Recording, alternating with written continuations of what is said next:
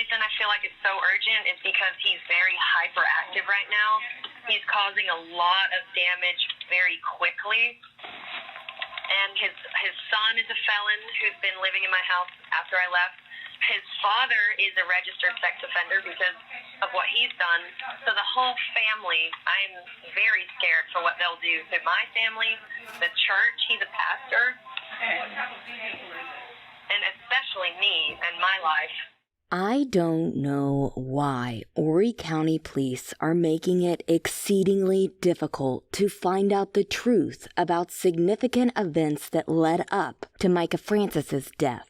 But after a slew of 911 calls were released on TikTok that should have been released via FOIA, we are seeing more clearly than ever how the justice system failed Micah before and after her death. My name is Mandy Matney. This is True Sunlight, a podcast exposing crime and corruption previously known as the Murdaugh Murders Podcast. True Sunlight is a Luna Shark production, written with journalist Liz Farrell.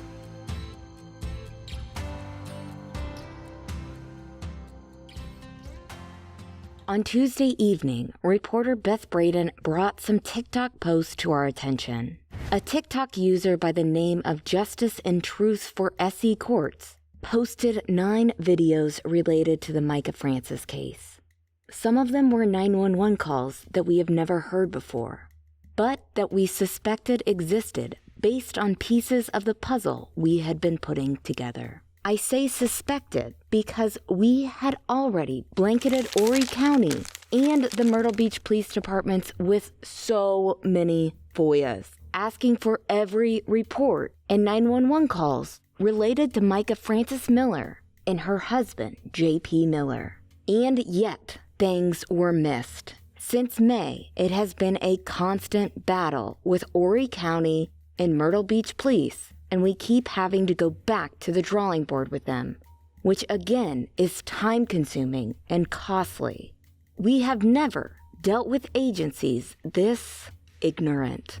Or rather, I hope that these are the reasons that they have been so unbelievably messy.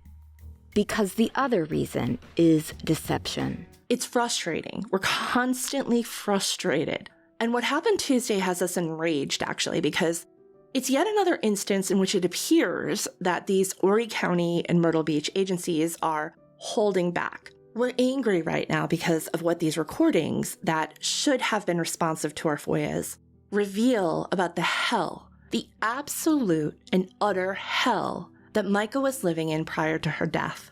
And all these recordings would have been helpful for all the news agencies to have had before JP went on his public relations campaign, when he sat for interviews with newspapers, TikTokers, and News Nation. These recordings would have also been nice to have had before the recent settlement in the Francis family's case against JP. So, when we said deceptive earlier, when we wondered whether these 911 calls were held back for another reason beyond general ignorance and incompetence, we said that because guess what? These calls make police look horrible and worthless. And quite frankly, if we lived in Horry County or Myrtle Beach police jurisdictions, we would start attending city and county council meetings to voice major concerns about how the millions of dollars in policing is actually being used, because it sure isn't being used to help women like Micah Francis. Once again, we have evidence of Micah Francis begging for their help. She was being clear with them. She was asking them to help make this better for her. She was met with a shrug almost every time. That said, we don't know who Justice and Truth for SC Courts is, but we're very grateful to them for doing God's work in posting this public information that was, until now, unreleased by Horry County and Myrtle Beach Police Department. They shed so much sunlight on the dark corners of Micah's marriage to JP and her attempt to leave him.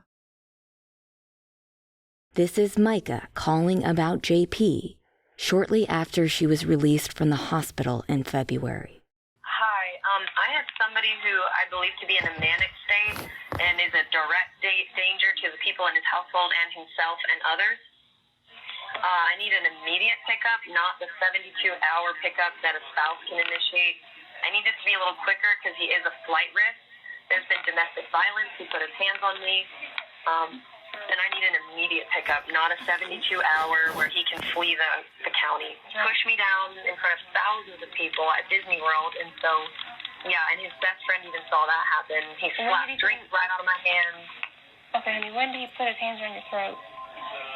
That was before I was in the hospital after that from just a panic attack of what was happening.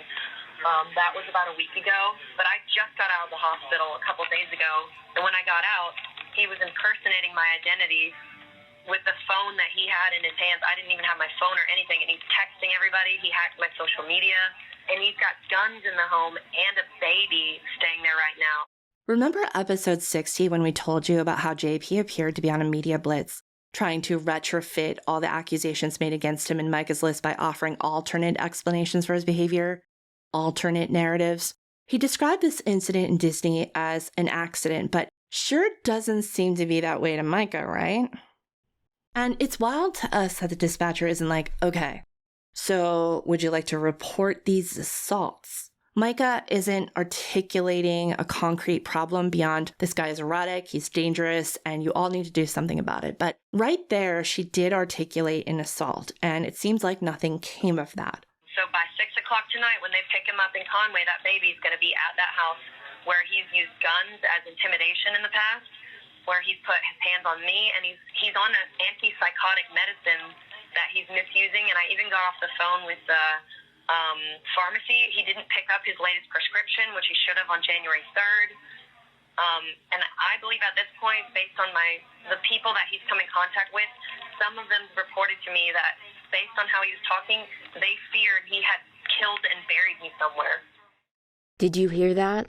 When Micah was hospitalized, people who knew her worried that JP had killed her and buried her. They worried that JP Miller, the pastor, was capable of doing this. They wouldn't put it past him. Knowing what happened to Micah 2 months after this call, it makes you sick to think about. Hearing her say those words is absolutely chilling now that we know the fate that awaited her. These calls were hard to listen to. We have been submitting FOIA requests in this case for more than 3 months now, just trying to get to the truth of what led to Micah's April 27th death.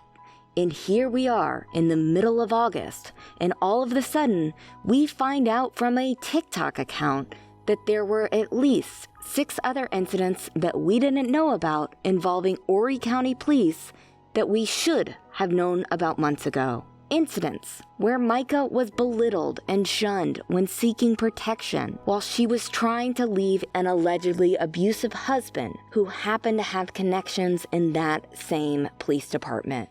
Incidents where Micah clearly expresses fear of JP Miller and his family members, and she was not taken seriously. Incidents that are hugely important to the question we have been asking all along. Who is responsible for Micah Miller's death? What if we have merely scraped the surface on uncovering the injustice that led to Micah's death? Stay tuned, stay pesky, and stay in the sunlight.